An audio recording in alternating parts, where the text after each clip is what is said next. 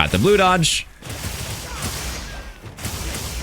And you can see our DPS is quite phenomenal, even without any bonus elemental damage. We're sitting at 354 raw attack with no coefficients. What's up? I'm SYROBE, and I've been extensively testing a brand new paralysis build on my live streams, where I've created a spreadsheet and have tested for several hours for what I think the best paralysis setup is for the dual blades. So here is a brief overview of all of the testing that I've done for element versus raw damage and status effect bonuses. I need to make this abundantly clear before we get into this build. A lot of people don't realize that these two screenshots are actually the exact same damage. The only difference is that one of them has coefficients turned on for damage values. The other one has coefficients turned off. And when coefficients are turned off, more accurately represents your damage. Long story short, go to your game settings and display without coefficient if you want a more accurate representation of your weapon's base attack power, because the coefficient actually inflates your damage numbers. A lot of people ask me on my live streams if raw attack is better than full element build, specifically for dual blades. So to settle the whole element damage versus attack damage, it really just depends. I'd argue that even when considering the hit zone values of elemental damage versus raw damage, that elemental damage is still comparable with less hoops to jump through and less conditions to meet, whereas raw damage has the potential to deal more damage on average if you're meeting all of these conditions consistently. However, for our paralysis build, we don't have any elemental damage. We have paralysis buildup, which is a status effect. I have two Artian paralysis dual blades, one that focuses on all attack rolls for the highest DPS,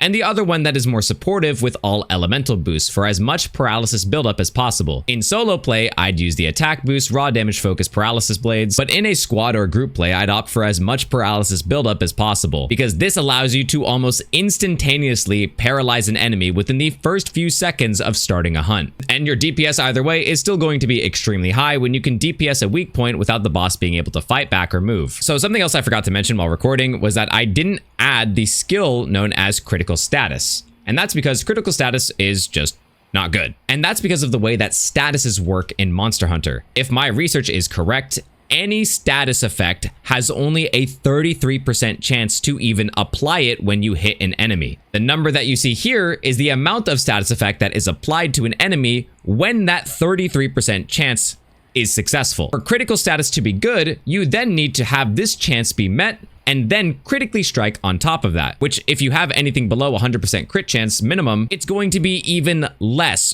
around less than a 20% chance for you to apply a status for the status to crit with a 60% crit chance. The bottom line is, I don't think critical status is worth the slot. There are some other decos I wanted to go over just very briefly. I've seen a lot of people comment about things like heroics or ambush. These things are not really practical. These are more for speedrunning builds, so you'd only really make use of these skills if you're speedrunning. The next thing I see the most is mastery versus razor sharp. Mastery is infinitely better if you have a high crit chance. The lower your crit chance, the worse mastery is. The higher your crit chance, the better mastery is. The inverse is true for razor sharp. If you have low crit chance, razor sharp is better. So let's do a full overview of my gear and our decos. Again, I have two paralysis dual blades. The first one rolled all attack and sharpness for solo DPS. The second one is all element boost for as much paralysis buildup as possible. The sharpness is key here because the sharpness does not multiply your paralysis buildup, but it does give you more raw damage, which is essential because you have no element damage. You should invest in as much raw damage as possible. I use Paralyzer 3, Razor Sharp Handicraft Hybrid, and Critical Jewel 3 for either setup. For your gear, I use the 4-piece gore set and the G Arkfeld Van braces. The 4-piece gore set, wearing this set automatically inflicts you with Frenzy, and cleansing it grants you a large attack bonus, around 15 total flat raw damage once you've cleansed it. And before you cleanse it, it's 10 flat raw damage. The G Arkfeld Van braces offer us a level 2 weakness exploit, which is key here. Tenderizer Jewel, Sprinter Jewel, another Tenderizer Jewel, more Sprinter Jewels, Physique Jewel, Tenderizer Jewel again, Ambush Jewel, 1 counterattack Jewel, Physique Jewel, and a Sane Jewel. All of this combined grants us 3 critical boosts, 3 paralysis attack, 3 razor sharp, 1 handicraft, 5 weakness exploit, 4 constitution, 3 evade window, 3 counterstrike, 3 marathon runner, 3 antivirus, 1 adrenaline rush, 1 coalescence, 1 ambush, and 1 flinch free on top of the gear set bonus. Now this is my favorite part. In my opinion, the counter charm 3 is the strongest best in slot talisman for the highest raw damage buff, and the Corrupted Mantle is also best in slot for any mantle of your choice. I'll explain exactly how Corrupted Mantle works first, and then how Counter Charm works after. As you can see here, my base affinity or crit chance is only 5%. The moment I put on the cloak, it goes straight up to 15%. That is a 10% base affinity boost at the cost of draining your HP. As you can see in the top left, my HP bar is rapidly ticking down.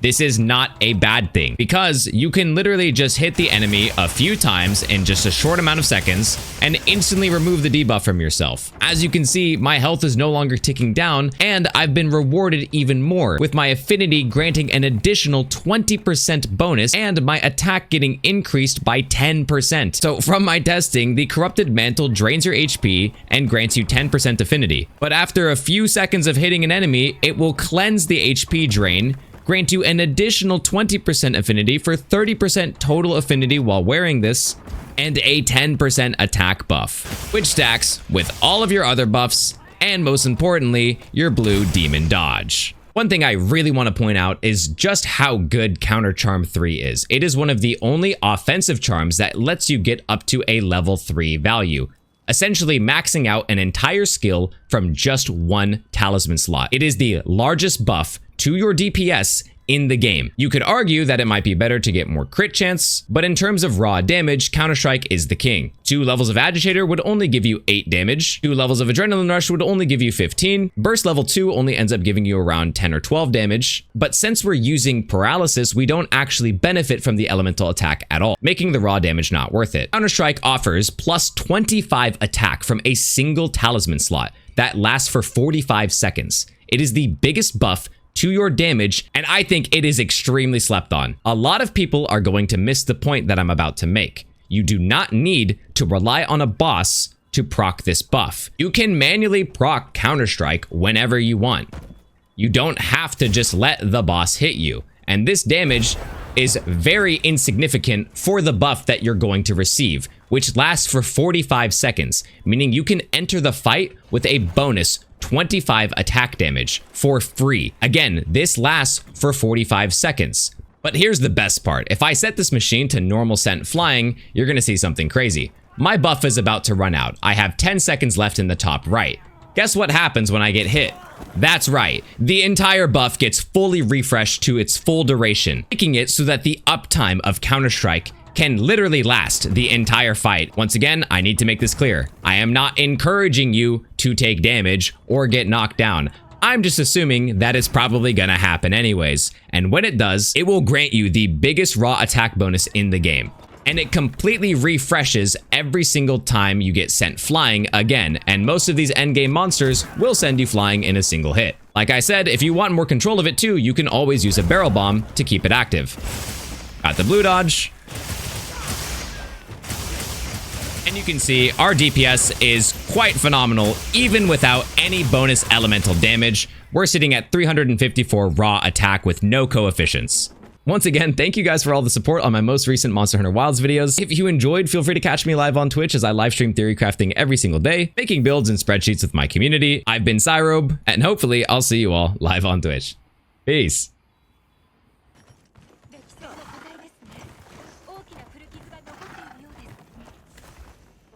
That. Say goodnight.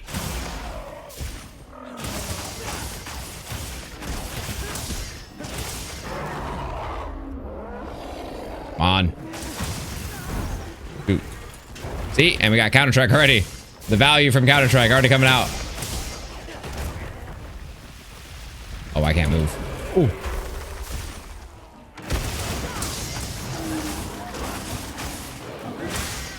He's already paralyzed. Nice. Instant paralysis, dude. While he's paralyzed, just DPS him. Look at that. Huge.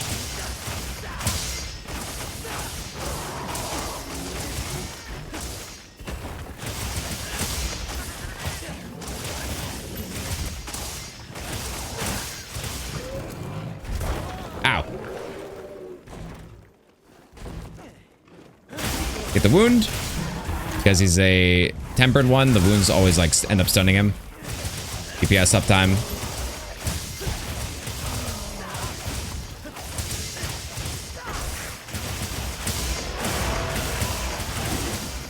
And he's paralyzed again.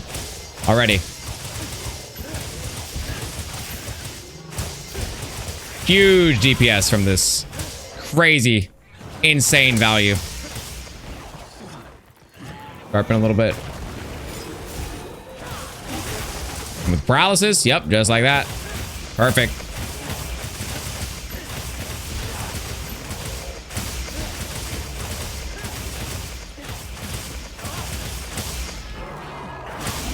The wound. Puts him in the floor.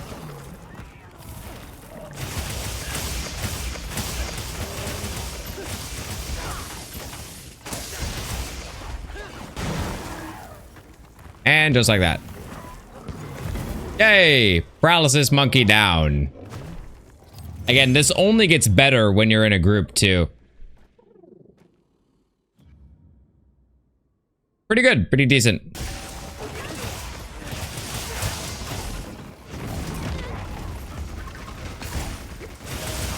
Oh, I got stuck.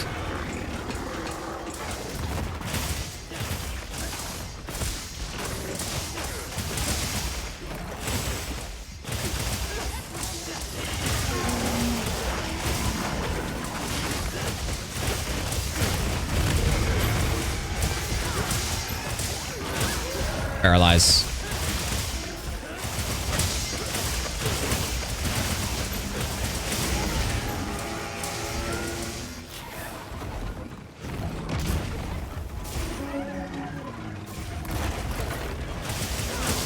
Paralyze. Get him.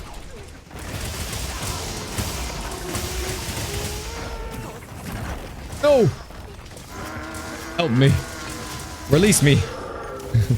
Thank you. The paralyze, bro. Power clash, nice.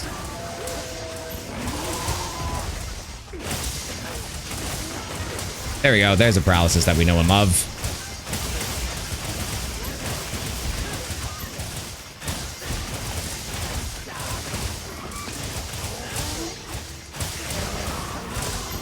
Into the pitfall, nice. Did we get another paralysis very soon? I love this build though. It's so fun in group play. Like it's so like satisfying to play in group play, but I can't even go back to like regular damage. Oh shit.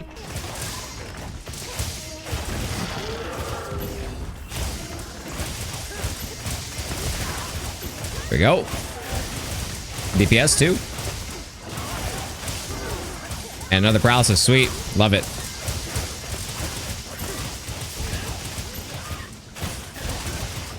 Perfect. With the counterstrike buff too the entire time. There we go, perfect. And another paralysis. Love that. Like the third or the fourth one. Hold up, hold up, hold up, hold up. There we go. Oops. Nice. That was great. God, I love paralysis, man.